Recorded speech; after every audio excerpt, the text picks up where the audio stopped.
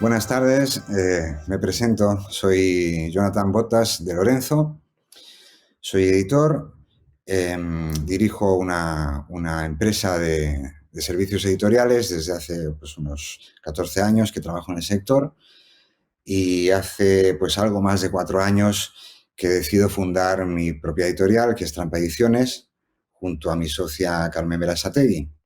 Para hablar de esto, el género literario químicamente puro, a ver, yo diría que básicamente hay tres, cuatro géneros, si queremos, ¿no? La narrativa, la lírica, la dramática, como muchos, la didáctica, pero a partir de ahí los subgéneros que han ido naciendo con la evolución natural y con la hibridación de géneros, pero no de ahora, sino que esto sucede por curiosidad, por la necesidad de encontrar vehículos nuevos para comunicar y ya más allá de la literatura en cualquier disciplina. Creo que la diversidad de género y la mezcla contribuye a que lo que viene a ser la norma principal, para mí digamos que es eh, gustar y emocionar, ¿no? Todo lo que viene detrás viene a cumplir un poco esa función. Los géneros literarios son al final tendencias que van y vienen, es como un imperio de lo efímero y, y bueno, para mí es natural que se entremezclen y más hoy que estamos hiperconectados, las nuevas voces ya lo vienen haciendo. Eh, la mezcla de géneros, la metaliteratura, dentro de un mismo género aparecen pues nuevas formas de inventar, de hallar un vehículo para transmitir y llegar al receptor al final, que en este caso son los lectores, y tratar sobre todo eso, de gustar y emocionar. Con lo cual, la muerte del género químicamente puro, eh, yo diría que esto es una convivencia. O sea, a ver, eh, para encontrar la clasificación habría que irse pues a la poética si se quiere, ¿no? Eh, mm, digamos que es una necesidad clasificar en géneros y etiquetar para hallar de alguna forma lo que estamos buscando en un género puro, digamos, clásico, pero la evolución de la literatura lleva pues a investigar y a curiosear. La curiosidad es el motor para hallar nuevas voces y nuevas herramientas para el discurso. Y bueno, de forma natural esto se viene dando en la ficción, por ejemplo, ahora que está muy, quizá 20, 30 años o 40, podemos hablar de autoficción, un género que está ahora pegando fuerte, digamos que aprovechando lo que es la experiencia, que somos de alguna forma, no salimos indemnes de lo que sucede en nuestro entorno cultural, nuestras vivencias y la realidad que vivimos. Al transmitirlo en la literatura es natural que entre la ficción de alguna forma y surge la autoficción, ¿no?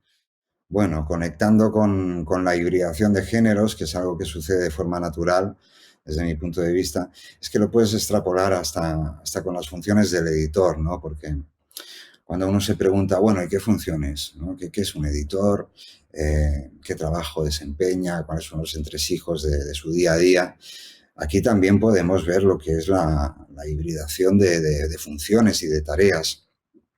Y mucho depende también de la estructura, digamos, que tenga la editorial que hay detrás, ¿no? Un editor que está al frente de una editorial como Trampa Ediciones, pues os puedo decir, pues como decía, que hago hasta las croquetas aquí, pero sí que, digamos, hay distintos perfiles. Para empezar, podemos hablar por supuesto, el director literario o editor de adquisiciones, digamos, que va a ser el que encuentra, el que busca todo el tiempo. Estamos leyendo todo el tiempo los manuscritos que nos llegan o que nos recomienda un amigo, leemos todo el tiempo y conectamos con los autores y con las personas y es un trabajo que hay que hacer y es una función, bueno, pues es básica y de alguna forma engloba lo que es, digamos, la contratación, por supuesto, claro, el hallazgo, ¿no? Podríamos decir, y la decisión de qué se publica y qué no, el criterio, bueno, todo eso vendría a ser la responsabilidad de un director editorial. Tenemos también el editor de contenidos, que no deja de ser alguien pues que tiene un conocimiento de la lengua, que también de la gramática, de la morfología, sabe, habla con el autor y sabe siempre pues que, a ver, como decía un amigo, un gran editor, uno de los mejores editores de mesa que, bueno, un gran mentor, Luis Lagos, pues eso, hay que siempre trabajar el texto pues con mucho pudor, al lado del autor, porque o sea, el editor se ocupa de sacar lo mejor del texto, pero siempre a un lado, sabiendo que su ego siempre va a estar por debajo del autor, por supuesto, ¿no? Entonces es un trabajo delicado. Para mí es lo más hermoso del oficio. Trabajar con el texto es lo que a mí es lo que más me gusta. Tocas el alma, la esencia de la obra, ¿no? De la persona que hay detrás, que por otro lado ha sido todo esto parte de una admiración, ¿no? Yo me fascino o me emociono con una lectura, con un texto y, y llego a él y si tengo la oportunidad de trabajarlo y de poder publicarlo después, pues es de lo que nos ocupamos. El editor de contenidos pues cumple con esa función. Tiene que tener una sensibilidad, una empatía con los autores y manejar esos egos, porque también al final, bueno, referentes. A ver, Silvia Cherini decía, por ejemplo, algo muy bonito acerca de lo que es un catálogo, una editorial, pues como decía, pues como, digamos, el salón donde uno conserva objetos preciosos, ¿no? Que atesora esos objetos, esas joyas, y de vez en cuando pues vas añadiendo alguno con cuidado de que convivan y de que encajen bien entre ellos también, ¿no? Algo así, es una visión muy bella de lo que es un catálogo y hay que ocuparse de que funcione y de que tenga una coherencia y hacerlo crecer poco a poco con esa armonía, ¿no? Otro tipo de editor que es muy importante también, que trabajamos a diario, ¿no? Con los coordinadores o coordinadoras, que se ocupan pues de mantener, o sea, en lo que es la cadena de producción del manuscrito, pues intervienen muchos actores, ¿no? Los traductores, los correctores, el propio autor, la comunicación. Digamos que ese entramado hay que coordinarlo muy bien, ¿eh? Y esa función la cumple el editor coordinador, digamos, que es otro eslabón importantísimo.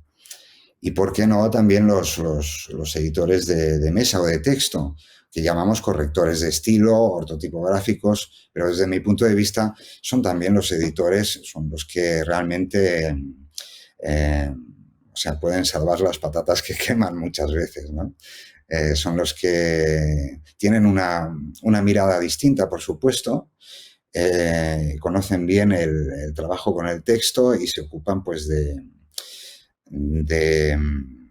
siempre acompañar o captar el tono del autor y mantenerlo ahí, ¿no? Porque no creo en esta afirmación del editor que crea o co-crea el contenido final. A ver, es como decía, siempre trabajando al lado del autor. Mira, Claudio López decía algo que a mí Claudio López de la Madrid, con quien tuve el placer de compartir, de trabajar, ¿no? Trabajar para él. Eh, Decía algo que es tal cual, o sea, el editor trabaja para los autores, nosotros trabajamos para ellos, no al revés. Esto siempre hay que tenerlo muy en cuenta, ¿no? Entonces, bueno, con el texto sucede así. Claro que estamos en la labor de mejorarlo cuando consideramos, ¿no? Que hay una historia detrás que brilla y que hay una voz, sobre todo la voz es un templo, entonces hay que mantener la voz del autor y se lo ayuda, por supuesto, pues como vengo explicando, pero siempre con mucho pudor, como decía Luis Lagos. Entonces, sí, bueno, las tendencias, los contenidos, el texto final, sí, claro, hay una incidencia del editor, pero sin olvidar que sin las voces de los autores no hacemos nada nosotros. A ver, como os decía, llevo muchos años en el sector trabajando para otras editoriales en una, digamos, en una parcela muy específica de engranaje editorial, que es desde la recepción del manuscrito hasta que llega a las librerías o a casa de los lectores. Pero claro, de tanto hacerlo para los demás, en el momento en que uno decide fundar la editorial, una editorial propia y manejarla y dirigirla, ahí, bueno, pues es un aprendizaje constante, por supuesto. Nosotros, a ver, Trampa Ediciones es muy joven, 4 años es un suspiro. Eh, lo que yo tuve claro es que, bueno, para nosotros es una carrera de fondo, ya dedicándonos, tanto Carmen como yo, al sector, quisimos fundarla, pero digamos con una filosofía que, bueno, choca quizá un poco con las tendencias del mercado, ¿no? Hablábamos antes de tendencias y os decía que las tendencias son modas que van y vienen, pasajeras, obviamente que hay apuestas pues que quizá sí que son pues más seguras, pero la filosofía de Trampa Ediciones, o sea, Trampa existe en nuestro tiempo libre. Y esto es algo que quizá no se sabe mucho, pero es así. Nosotros le dedicamos a Trampa el tiempo que nos queda y nos podemos permitir, de momento, lujos como estar 3, 4 meses sin publicar. Es muy complicado. Una editorial que publica 6, 7 libros al año. Hemos tenido suerte con la distribución, por ejemplo. Desde el primer momento encontramos un gran distribuidor. Esto es una pieza, un elemento clave. Sin una buena distribución no llegas, obviamente. Y el ritmo de publicación despacio, que es lo que nos conviene a nosotros, ¿no? Cuidar de cada libro, elegir con mucho tiento, porque si algo debe tener una editorial pequeña es buena puntería y pies de plomo. Porque en cualquier esquina el mercado viene y te devora, es así. Entonces, con esa prudencia, pues llevamos 4 años, con 29 títulos vivos, con algunas alegrías. Por suerte hemos tenido cintura para capear momentos difíciles también. Y la participación en ferias. La participación en ferias, mira, puedo contaros que con apenas 4 meses de vida, habíamos publicado los 2 primeros libros, recibimos una subvención del Instituto Ramon Llull, aquí en Barcelona, y eso fue pues en 2019, pues invitados a la Feria del Libro de Buenos Aires, con Barcelona como ciudad invitada. Precisamente teníamos nuestro tercer libro publicado, Barcelona-Buenos Aires, y fue un poco nuestro pasaporte. Entonces, Carmen y yo nos mandamos para Buenos Aires a participar en la feria, porque consideramos que bueno, es una experiencia que hay que vivir. Y ese año nos perdimos nuestro San Jordi, aquí, cierto, pero participar en la feria vamos, es una experiencia única donde conoces gente, colegas, donde contratas, puedes descubrir títulos que te interesan, te reúnes con la gente del sector, con otros editores, con agentes, con autores. Y entonces para nosotros fue muy enriquecedor. O sea, volvimos de ahí además con amistades que tenemos hoy. Bueno, pues, por ejemplo, Laura Mesegué, la gran diseñadora de tipografías que nos ha diseñado la tipografía Aurora Trampa para la colección Intervenciones. O Paula Bonet, por ejemplo, que nos cruzamos ahí en Buenos Aires. Y bueno, este tipo de relaciones y de amistades que surgen en el pasillo, como suelo decir, son las importantes a veces. Es donde aparece, por ejemplo, pues nuestro primer Trampita, el título infantil, que nos costaba muchísimo. Todos tenemos hijos, pero fue en Buenos Aires donde contratamos el Pájaro Kiwi, por ejemplo, a la editorial Kipu, y este tipo de relaciones se dan en las ferias. A otro nivel, por ejemplo, en la feria, una feria tan importante como es la Feria del Libro de Madrid, Trampa Ediciones no está agremiada. Entonces, participar en las ferias, bueno, hay una normativa y para las editoriales independientes, pequeñas con poco catálogo, es realmente complicado. Nosotros tenemos la suerte este año, pues, vamos a participar con el paraguas de los libreros de Santiago Palacios de Sintarima, en Madrid.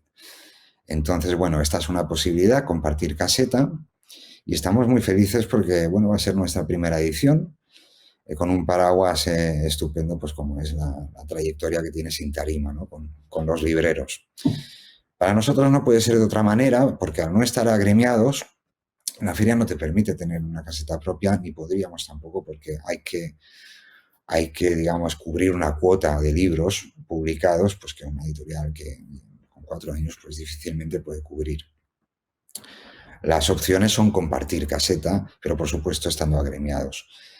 De todas formas, existen las ferias independientes también, con colegas editores a veces estamos conspirando para crear un movimiento, para crear una feria, nos las inventamos también. Esto es otra liga ya, ¿no?